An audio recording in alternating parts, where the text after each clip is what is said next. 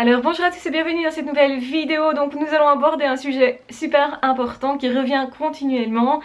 Comment distinguer un connard et une connasse de la perversion narcissique? Effectivement, c'est fondamentalement différent. Beaucoup de personnes, effectivement, pensent que quand on a affaire à un connard et une connasse, on peut lui dire que c'est un pervers narcissique et un manipulateur, et voilà, c'est terminé, on a fini l'étude et ça s'arrête là.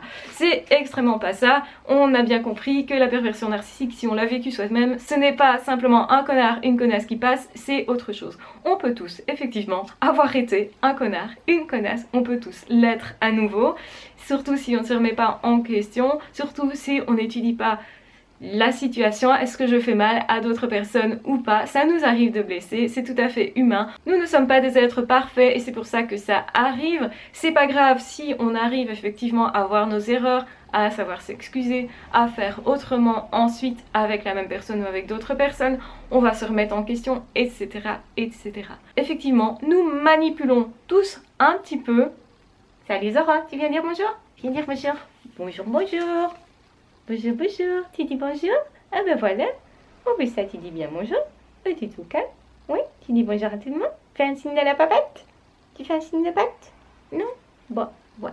Donc effectivement, en tant qu'être humain, on manipule tous un petit peu parce qu'on a envie d'avoir certaines choses, parce que peut-être on est amoureux tout simplement, donc on a envie que cette personne nous aime en retour, parce qu'on a envie d'obtenir de l'attention, donc on est tous un peu plus ou moins manipulateurs. Ce qui est intéressant, c'est de regarder quelle intention nous avons derrière. Si c'est de détruire l'autre et qu'on prend plaisir à détruire l'autre, là, il y a un autre problème.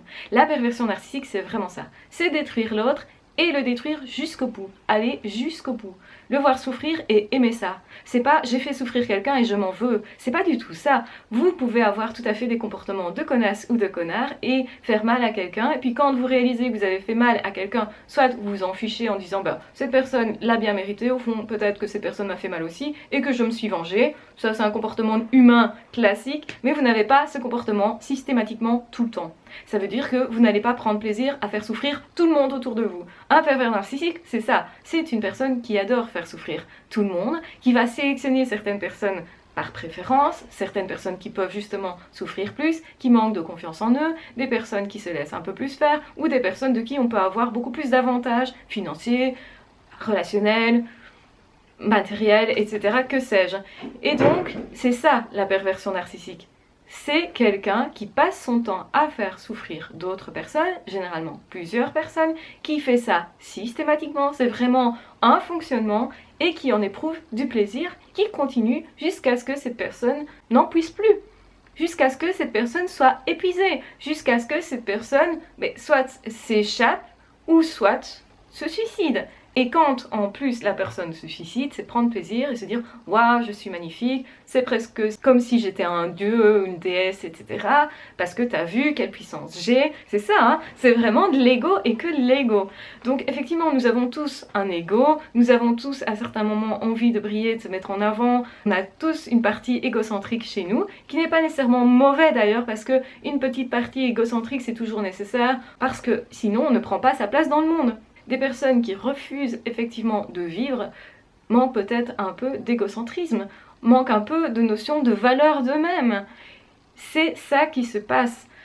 Malheureusement, dans le cadre de la perversion narcissique, c'est vraiment extrême. Hein. C'est pas juste être un petit peu égocentrique, être un petit peu narcissique, c'est pas du tout ça. Être un peu narcissique, ça veut dire qu'on aime être apprécié des autres, ça veut dire qu'on aime être valorisé des autres, qu'on aime être dragué éventuellement, qu'on aime briller, peut-être qu'on aime séduire et peut-être trop, il y a énormément de narcissiques qui adorent séduire, je dis pas que ça ne fait pas de tort parfois à certaines personnes parce que avoir été séduit et puis constater qu'en fait il n'y a pas de possibilité de relation derrière, on peut être déçu, on peut être blessé et c'est normal d'être blessé parfois en amour, c'est normal d'être blessé parfois en amitié parce qu'on veut pas tous nécessairement la même chose et parfois on déchante tout simplement et donc il y a une blessure, mais une blessure qui va se guérir.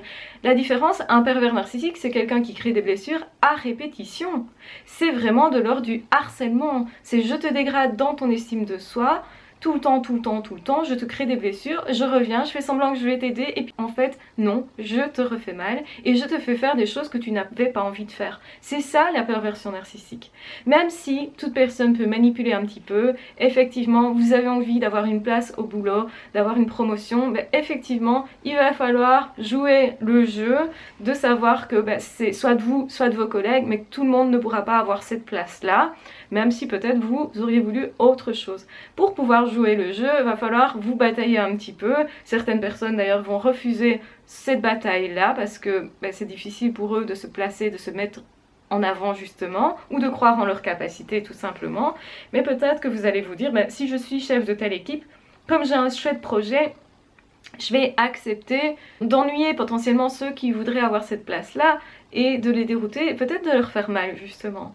Donc vous voyez, c'est pas possible en tant qu'être humain de ne faire mal à personne. On a tous effectivement des fonctionnements où d'autres personnes veulent autre chose et donc forcément on a des conflits d'intérêts et donc c'est tout à fait normal. Donc on peut passer pour un connard, une connasse et peut-être parfois sans vouloir faire mal on blesse et peut-être parfois aussi c'est intentionnel et peut-être que c'était légitime dans le sens où peut-être qu'on s'est égaré entre temps. On a tous plus ou moins des moments d'égarement, des moments où on peut avoir blessé quelqu'un et qu'on constate après que c'est dommage d'avoir fait ça, on peut le regretter, etc.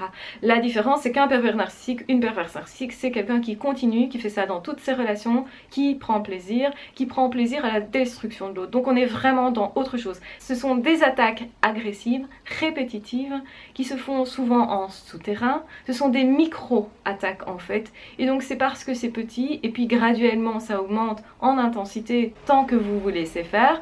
Et effectivement, on n'est pas du tout dans le juste j'ai croisé un connard, une connasse. Bien sûr que si vous êtes en couple et quelqu'un vous trompe, ça va vous faire mal. Et vous allez dire, ah c'est un connard, une connasse, c'était pas quelqu'un de fiable, etc. Mais c'est pas pour autant de la perversion narcissique. Il faut pas en voir partout parce qu'il y en a pas partout.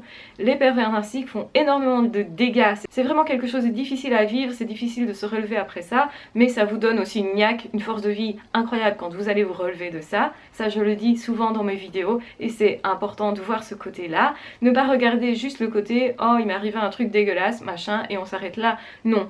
Moi je pense que la vie ce n'est pas juste des souffrances, c'est arriver à transcender ces souffrances qui devient intéressant.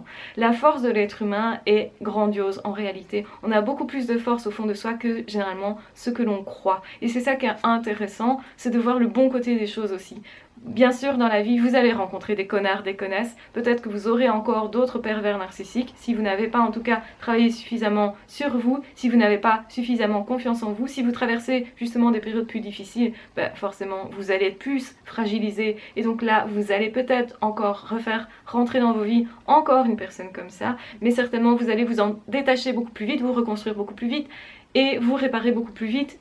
Et donc le but c'est toujours s'orienter vers des personnes qui sont bonnes pour nous. Ça veut pas dire que cette personne-là sera bonne pour une autre personne. Ça veut dire qu'on a tous nos critères aussi de sélection. Donc faites toujours en fonction de vous. Vous avez une boussole intérieure qui vous témoigne de ce qui est bon ou pas pour vous. Essayez simplement de vous fixer là-dessus, de vous fier à ça quand vous êtes en tout cas vraiment bien dans votre peau. Cette boussole fonctionne normalement à la perfection. Si vous n'êtes pas bien dans votre peau, c'est possible que cette boussole ne vous donne pas nécessairement des bonnes orientations parce que vous allez choisir par habitude ce que vous connaissez et parfois c'est pas la bonne solution non plus. Simplement, donc je vous renvoie vers le podcast que j'ai fait à ce niveau-là pour voir si oui ou non vous tombez à répétition sur des pervers narcissiques, des personnes toxiques, voir ce qui se passe derrière. Quel impact ça a, le fait d'être habitué justement à des relations toxiques et comment faire pour s'en dégager. Ce podcast explique ça, vous donne des pistes, etc. Donc je vous renvoie vers ce podcast. Donc effectivement, bien distinguer perversion narcissique et connard-connasse. Connard-connasse, c'est pas très grave d'en croiser. Ça fait partie de la vie, on va dire. C'est normal de souffrir à certains moments, c'est normal d'être déçu.